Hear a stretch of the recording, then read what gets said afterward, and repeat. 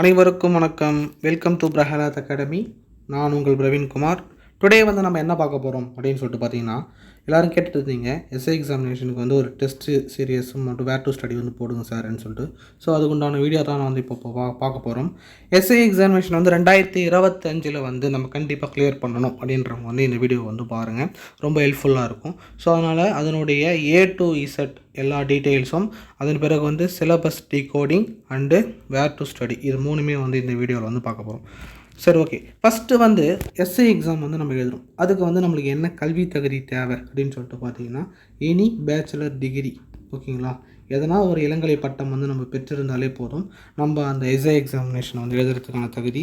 வயது அப்படின்னு சொல்லிட்டு பார்க்கும்போது மினிமமாக ஸ்டார்டிங் வந்து எவ்வளோ இருக்குன்னு சொல்லிட்டு பார்த்தீங்கன்னா, 21 ஏஜில் தான் நீங்கள் வேலைக்கு போவீங்க. ஆனால் 20 வயது இருக்கும்போதே வந்து உங்களால் அந்த எக்ஸாம் வந்து எழுத முடியும். எக்ஸாம் நோட்டிஃபிகேஷன் வரும்போது நீங்கள் வந்து அந்த அஃபிஷியலாக டேட் அங்கே ஒன்று கொடுத்துருப்பாங்க. அந்த டேட் அடிப்படையில் வந்து உங்களுக்கு அந்த 20 வயது நடந்திருந்தாலும் அந்த எக்ஸாம் எழுதுறதுக்கு நீங்கள் வந்து தகுதியானவங்க தான். அடுத்தது வந்து அதிகபட்ச வயதாக வந்து எவ்வளோ இருக்குது அப்படின்னு சொல்லிட்டு பார்த்தீங்கன்னா, பிசி, எம்பிசி, பிசிஎம் இந்த கேட்டகரியில் இருக்கிறவங்களுக்கு 32 வயதும், எஸ்சி, எஸ்டி, எஸ்சிஏ அண்டு திருநங்கையர்கள் இவங்களுக்கு வந்து 35 வயதும், விதவைகள் இருக்காங்கள்ல அவங்களுக்கு வந்து 37 வயதும், முன்னாள் இராணுவத்தில் இருந்தாங்கன்னா அவங்க 47 வயசு வரைக்கும் எழுதலாம். துறை வாரியாக டிபார்ட்மெண்ட்டில் இருக்கிறாங்க பார்த்தீங்களா, அந்த டிபார்ட்மெண்ட்டு வந்து இருக்கிறவங்க வந்து 47 வயது வரைக்கும் இந்த எக்ஸாமினேஷன் வந்து எழுதலாம். ஸோ இதனுடைய படிநிலைகள், அதாவது இந்த எக்ஸாமில் வந்து ஸ்டெப் பை ஸ்டெப்பாக வந்து எப்படி நடக்கும் அப்படின்றது வந்து இப்போ நம்ம பார்க்க போகிறோம். படிநிலைகள்னு சொல்லிட்டு பார்க்கும்போது முதல்நிலை தேர்வு. இந்த முதல்நிலை தேர்வு வந்து தமிழ் தகுதி தேர்வுங்க. இதில் மொத்தமாக 100 மார்க்கு கேட்பாங்க. அதுக்குண்டான சிலபஸ் பின்னாடி இருக்குது, நம்ம பார்ப்போம். அதன் பிறகு வந்து பொது அறிவு உளவியல் தேர்வு சேர்த்து வந்து 70 மார்க்குக்கு வந்து கொஷின்ஸ் வந்து இடம்பெறும். மொத்தம் எவ்வளோ மணி நேரம் நடக்கும்னா 2.5 மணி நேரம் எக்ஸாம் வந்து நடக்கும். 140 கொஷின்ஸ் வந்து இருக்கும். அதன் பிறகு ரெண்டாவது ஸ்டேஜ், ஃபஸ்ட்டு ஸ்டேஜ் வந்து இந்த எக்ஸாம். ரெண்டாவது ஸ்டேஜ் வந்து என்னன்னு சொல்லிட்டு பார்த்தீங்கன்னா, சான்றிதழ் சரிபார்க்குறது. அதன் பிறகு உடற்தகுதி தேர்வு, அதாவது ஃபிசிக்கல், ஓடுறது, jumping, high jump, long jump, அது எல்லாமே வந்து அதில் வந்து இருக்கும். ஸோ அதுக்குண்டான மார்க் எவ்வளோ அப்படின்னு சொல்லிட்டு பார்த்தீங்கன்னா 15 மார்க்ஸ் வந்து இருக்குது. அதன் பிறகு நேர்முக தேர்வு, கலந்துரையாடல், வைவா வந்து கொஷின்ஸ் கேட்பாங்க. அதுக்கு வந்து நீங்கள் ஆன்சர் பண்ணுற மாதிரி இருக்கும். அதுக்கு மொத்தம் எத்தனை மார்க்னா 10 மார்க்ஸ் இருக்குது. அது இல்லாமல் ஸ்பெஷல் மார்க்ஸ், அதாவது என்எஸ்எஸ், என்சிசிலாம் இருப்பாங்க பார்த்தீங்களா, அதுக்கு வந்து ஒரு 5 மார்க் வந்து கொடுக்குறாங்க. ஸோ இது மொத்தமாக சேர்த்துனா 100 மார்க்ஸ் வந்து இருக்கும். ஸோ இதுதான் வந்து உங்களுடைய செலெக்ஷன் ப்ராசஸ். ஃபஸ்ட்டு வந்து எக்ஸாம் எழுதுவீங்க, அப்புறம் வந்து சர்டிஃபிகேட் வெரிஃபிகேஷன் பார்த்துட்டு உடற்தகுதி தேர்வு நடந்துட்ட பிறகு அப்புறம் நேர்முக தேர்வு, அதன் பிறகு வந்து வைவா, இதெல்லாம் நடந்துட்டு அதுக்கப்புறம் வந்து உங்களுக்கு டோட்டல் மார்க்ஸ் வந்து ஸ்கோர் வெளியே வரும். அதன் அடிப்படையில் தான் வந்து உங்களுக்கு என்ன கொடுப்பாங்கன்னு சொல்லிட்டு பார்த்தீங்கன்னா, வேலையானது வந்து எந்தெந்த பிளேஸில் நீங்கள் என்ன ரேங்கில் இருக்கீங்க அப்படின்றது வந்து நம்ம தெரிஞ்சுக்க முடியும். அடுத்தது வந்து நம்ம பார்த்து வந்து என்னென்னு சொல்லிட்டு பார்த்தீங்கன்னா, சம்பளம் வந்து எவ்வளோ ஸ்டார்டிங்லேயே உங்களுக்கு எவ்வளோ வரும்னா ஒரு 58,000 ப்ளஸ் வருங்க. ஏன்னா ஓகேங்களா, அதாவது ஒரு 60,000 கிட்ட அந்த அலவன்ஸ் எல்லாமே சேர்த்து வந்து ஒரு 58,000. ஏன்னா வேலை சம்பளம் இவ்வளோ கொடுக்குறாங்கன்னா வேலை எந்த அளவுக்கு அதிகமாக தான் இருக்கும். ஸோ அது வந்து ஒரு பொறுப்பான பதவியாக வந்து ரொம்ப இருக்கும். சரி, ஓகே.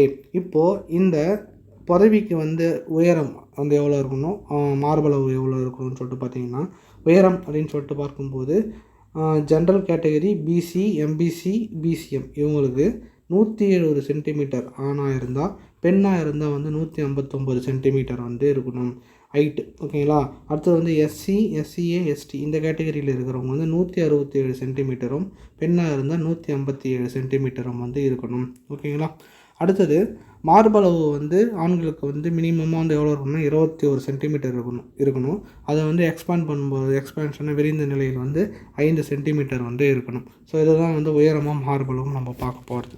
ஸோ ஓகே, இப்போ அடுத்தது வந்து இந்த எக்ஸாமினேஷன் எல்லா தகுதிகளும் வந்து உங்களுக்கு தெரிஞ்சிருக்கும். அடுத்தது வந்து நம்ம என்ன பார்க்கணும்னா சிலபஸ் டிகோடிங் அப்படின்றது தான் பார்க்கணும். ஃபஸ்ட்டு வந்து இதில் 2 எக்ஸாம் இருக்குதுங்க. ஃபஸ்ட்டு வந்து காலையில் வந்து தமிழ் தகுதி தேர்வு இருக்குது. அதுக்கப்புறம் வந்து நம்மளுடைய மெயின் எக்ஸாம் வந்து இருக்குது. ஸோ அதை வந்து பார்ப்போம். ஃபஸ்ட்டு வந்து சிலபஸ் பார்த்து தமிழ் எலிஜிபிலிட்டி டெஸ்ட். இது மொத்தமே வந்து 10ஆம் வகுப்பு தரத்திற்குள்ளே வந்து கேட்கப்படும் கொடுத்துருக்காங்க. இதில் மொத்தம் 100 கொஷின்ஸ் வந்து கேட்கப்படும், ஓகேங்களா. எத்தனை கொஷின் கேட்பாங்கன்னா 100 கொஷின்ஸ் வந்து கேட்பாங்க. அதுக்கப்புறம் வந்து அதில் நீங்கள் 40 மார்க் எடுத்தாலே போதும், நீங்கள் வந்து இதற்கு தகுதியானவர்களாக வந்து கருதப்படுவீங்க. ஓகே, இலக்கணத்தில் வந்து எழுத்து இலக்கணம், சொல் இலக்கணம், பொது இலக்கணம், பொருள் இலக்கணம், யாப்பிலக்கணம், இந்த 5 வகையான இலக்கணம். இதுக்கு வந்து 10th ஸ்டாண்டர்ட் வரைக்கும் எந்த லெவலுக்கு கவர் ஆகுதோ அது வரைக்கும் நீங்கள் பார்த்தா போதும். அணி இலக்கணம்ன்றது அப்படியே வந்து இருக்குது. மொழித்திறன், அதுக்கப்புறம் வந்து பிரித்து எழுதுக, சேர்த்து எழுதுக, எதிர் சொல்லி எழுதுதல், பொருந்தா சொல்லை கண்டறிதல், பிழை திருத்தம், இது எல்லாமே வந்து நம்ம குரூப் 4 எக்ஸாமினேஷனுடைய பார்ட் ஏ பார்ட் இருக்குல்ல, அதுதான். இந்த பார்ட் ஏல இருக்கிறது நீங்கள் பார்த்தாலே போதும். நீங்கள் இந்த இலக்கணத்தை ரொம்ப ரொம்ப நல்லா படிச்சிருங்க. ஏன்னா இது வந்து உங்களுடைய மெயின் பேப்பரில் வந்து லாங்குவேஜ் ஸ்கில்ஸ் அப்படின்னு சொல்லிட்டு வரும். ஓகேங்களா, அந்த 60 கொஷின் கேட்குறதுல அதில் வந்து உங்களுக்கு ரொம்ப யூஸ்ஃபுல்லாக இருக்கும். இங்கேருந்து தான் அதிகமான கேள்விகள் அங்கே வருவதற்கான வாய்ப்புகள் அதிகம்.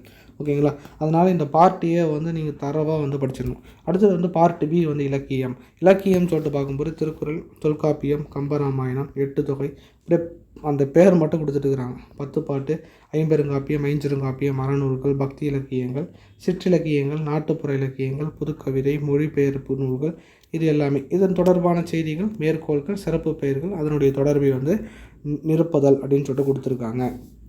இதுக்கு நீங்கள் என்ன பண்ணணும்னு சொல்லிட்டு பார்த்தீங்கன்னா, நம்ம 6th to 10th புக்கில் இந்த நேம் எங்கெல்லாம் வருதோ அதை அப்படியே வந்து படிச்சிருங்க. ஓகேங்களா. அடுத்தது வந்து பகுதி ஈயில் வந்து தமிழ் அறிஞர்களும் தமிழ் தொண்டும்.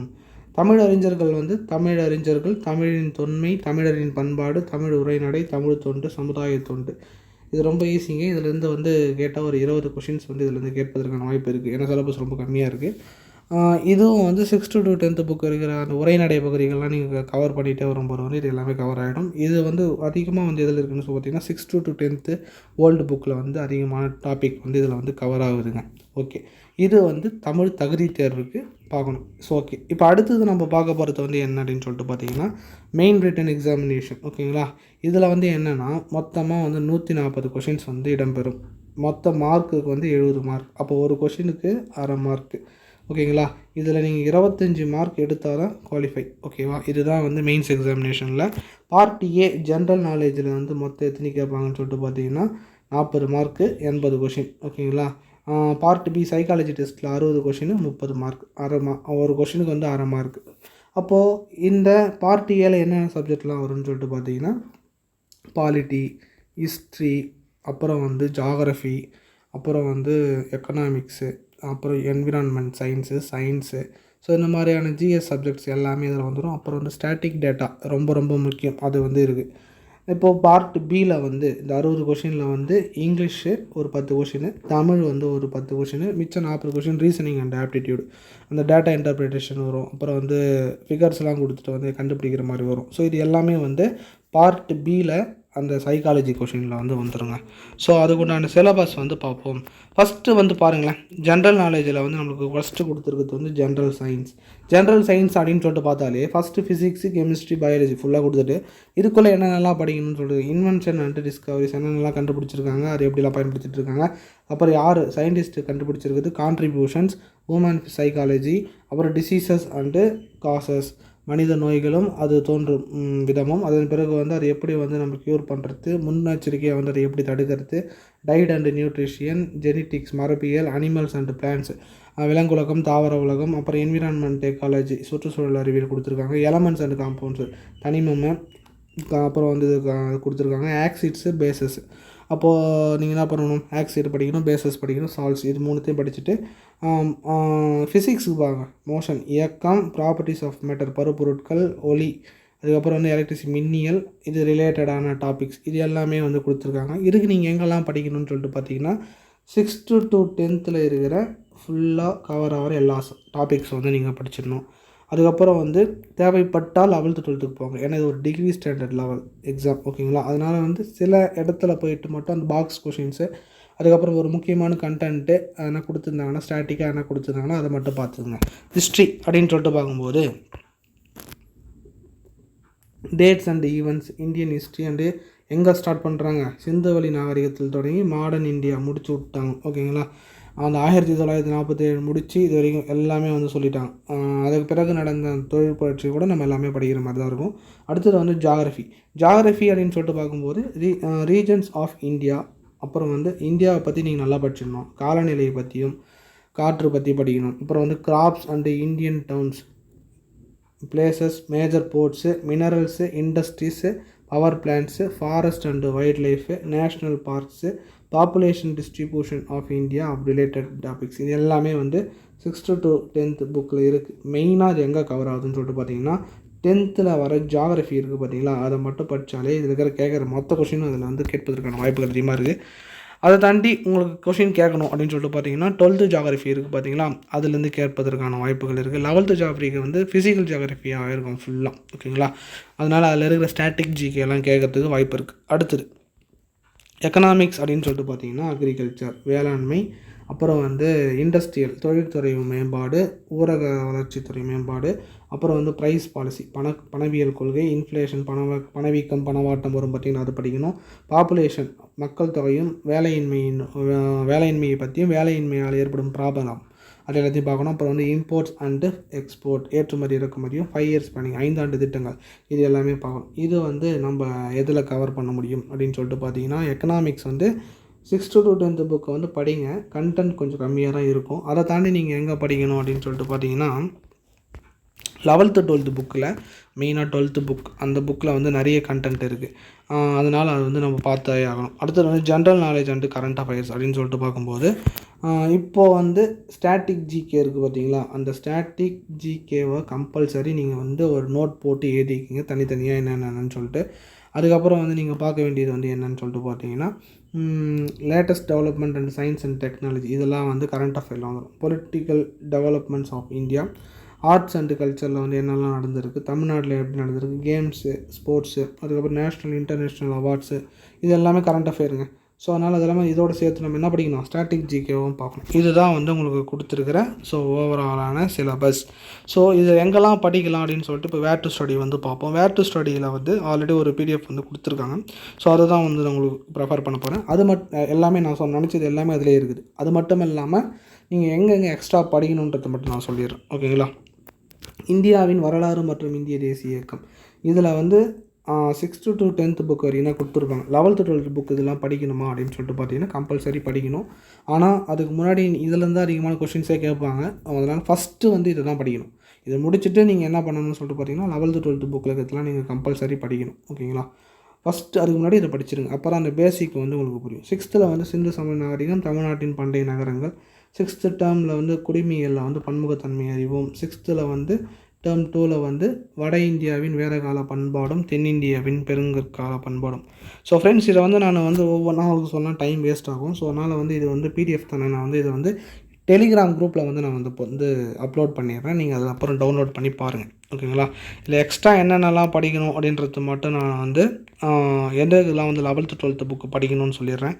ஸோ அதை மட்டும் மெயினாக பார்த்துக்குங்க, ஓகேங்களா. ஓகே, இந்தியாவின் வரலாறும் இல்லை சிந்து சமவெளி நாகரிகம் இருக்குது பார்த்தீங்களா, இந்த சிந்து சமவெளி நாகரிகம் வந்து 11th புக்கில் வந்து கொஞ்சம் கவர் ஆகிறது. அப்புறம் வந்து 11th எத்திக்ஸ் புக்கில் வந்து கவர் ஆகுது. ஸோ அதனால் அதை படிச்சிங்க. அப்புறம் வந்து குப்தாஸ் வரும். குப்தாஸ் வந்து எதில் கவர் ஆகுதுன்னா 11th புக்கில் வந்து கவர் ஆகுது. 12th எத்திக்ஸில் வந்து இது வரும், தமிழ்நாட்டின் கொடை. பண்டைய இதுவில் வந்து நமக்கு மன்னர்கள்லாம் வந்து என்ன மாதிரியான கொடையெல்லாம் வந்து கொடுத்துருக்காங்கன்னு சொல்லிட்டு 12th எத்திக்ஸில் வந்து ஒரு லெசன் வரும்.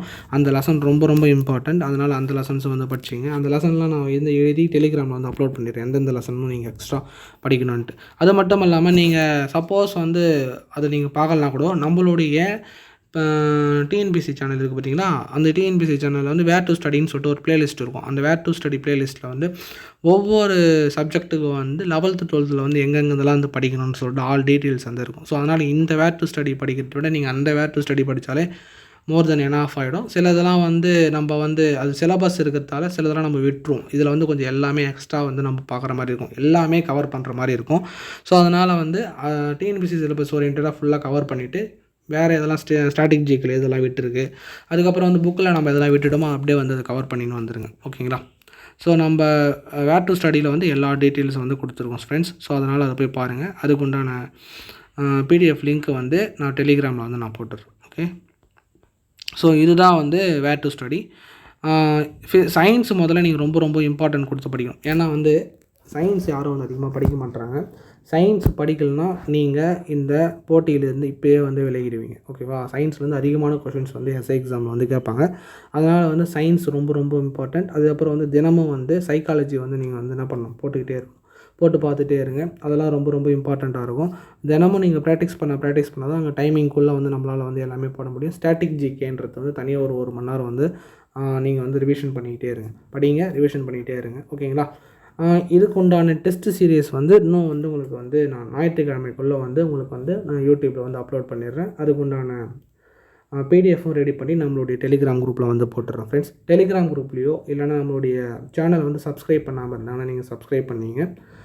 எல்லா வீடியோவும் வந்து உங்களுக்கு இதிலே கிடைக்கும். அது இல்லாமல் இப்போது நீங்கள் படிக்க வேண்டிய எல்லா லெசன்ஸும் வந்து நம்மளுடைய சேனலில் வந்து டிஎன்பிசி ஓரியன்டாக வந்து அதுக்கு ஒரு பிளான் மீண்டும் பள்ளி பேட்ச் அப்படின்னு சொல்லிட்டு போயிட்டுருக்கு.